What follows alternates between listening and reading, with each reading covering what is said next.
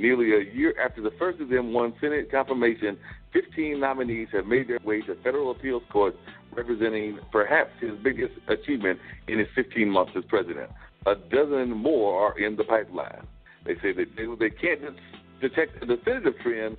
His judges make their presence felt through the weight of their votes and the style of their rhetoric. So, he's a rhetoric guy, so apparently a lot of his judges are rhetoric kind of guys as well. So we got folks that are just full of rhetoric and full of talk, and we don't know whether the talk is real or not real or what exactly they're trying to do, but they are definitely piping up some of that rhetoric in their conversation. So, as a matter of fact, they said that one of them, Judge James Ho, dissented from its refusal to reconsider a challenge to strict campaign contributions limits in Austin that he said violated the First Amendment.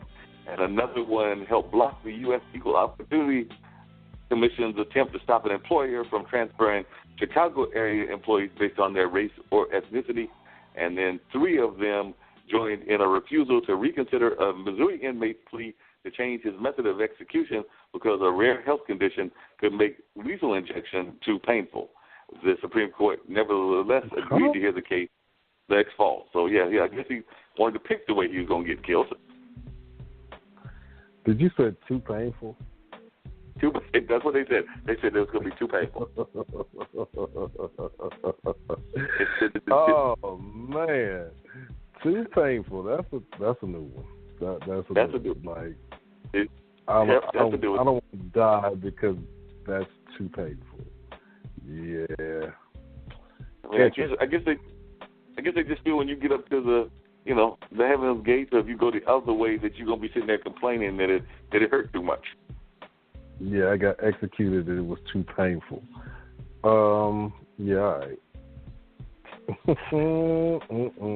It says the judges have also ruled in favor of police, prison guards, and a male student seeking the right to face his accuser in a sexual assault case, as well as against a naturalized citizen fighting his loss of citizenship.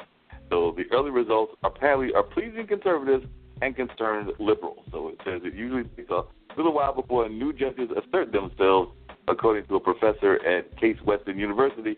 But apparently Trump judges already are showing signs of independence and making their own decisions. So they're trying to jump out there, and these they've already defined them as being right-wing kind of judges. So they have.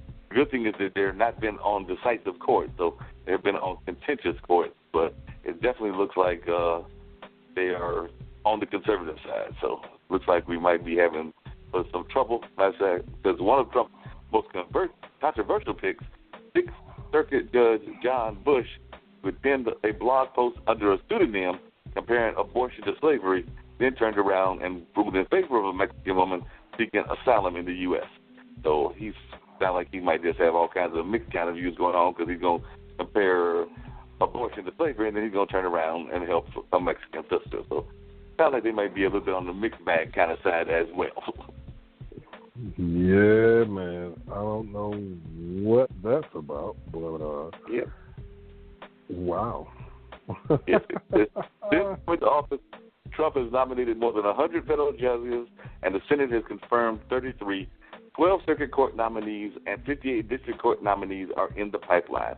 The speed and efficiency of the process far outpaces past Democratic and Republican administrations. So, I'm a little worried about this because, that means that there's going to be a whole lot of Trump kind of backing folks and Trump philosophy kind of folks sitting in courtrooms. And, we talk about the importance of local elections and local government and local things just in general, but the courts are also very important to the way that our lives are ruled, whether that's on the local level, the circuit level, the federal level, or whatever. And I don't know if I trust that person whose name we don't like to talk about putting this many people in office and on the court, because that could be real disruptive for a number of years, even after he's out of office.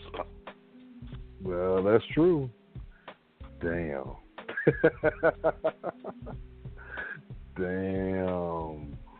It remains to be seen. Hopefully those judges will not be as horrible as the individuals that has selected them to be in those positions. So we will find out very soon.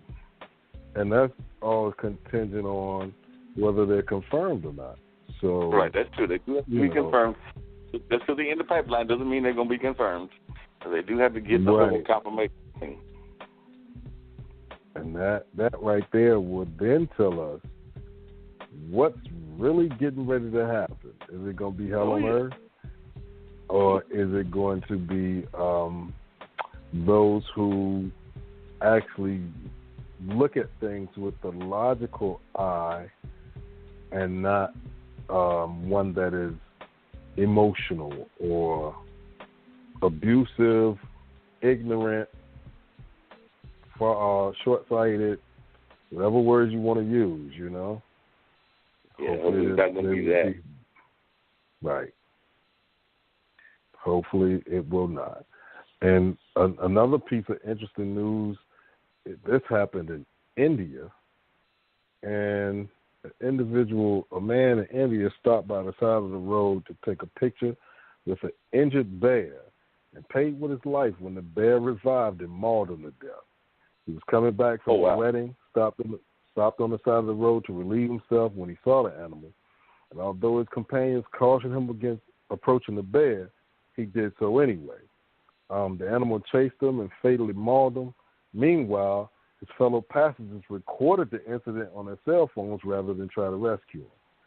So it makes you wonder. Wait a minute. Back up. I'm gonna say, all right, I'm gonna say this part again. Listen closely, right? The animal chased him and fatally mauled him.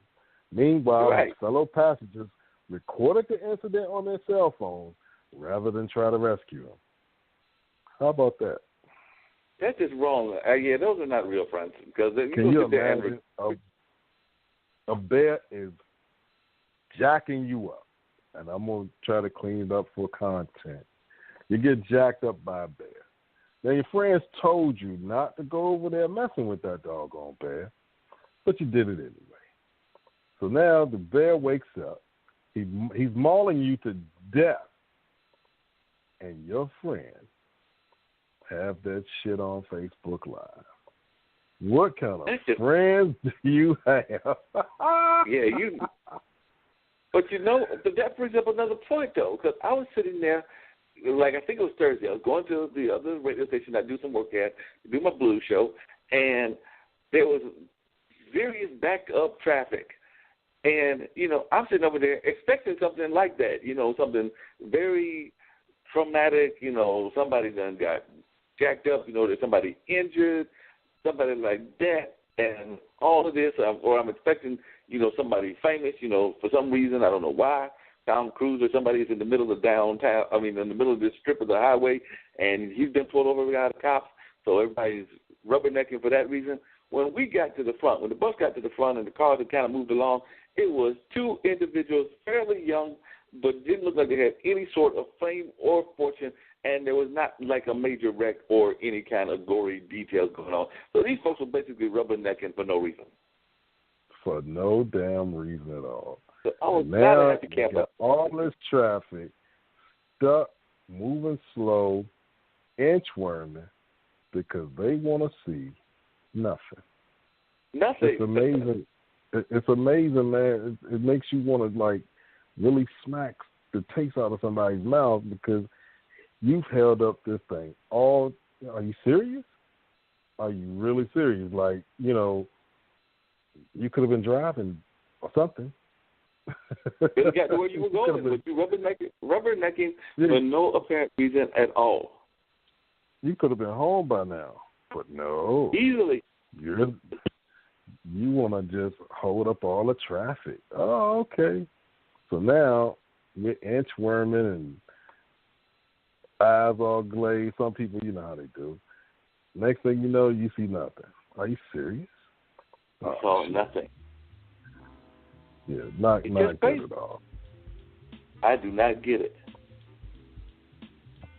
But I do get the fact that LeBron is just showing that he's a monster of a player and winning all kinds of game-winning shots.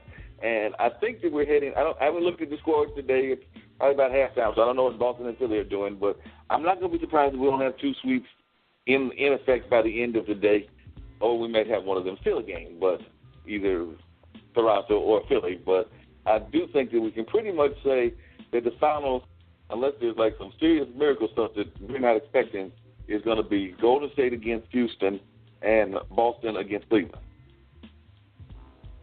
In their respective conferences. Because, like I said, the two on the East are up 3-0, and the two on the West are up 3-1.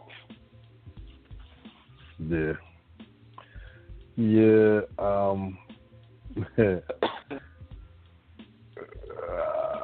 I don't want to see Cleveland win, that's all.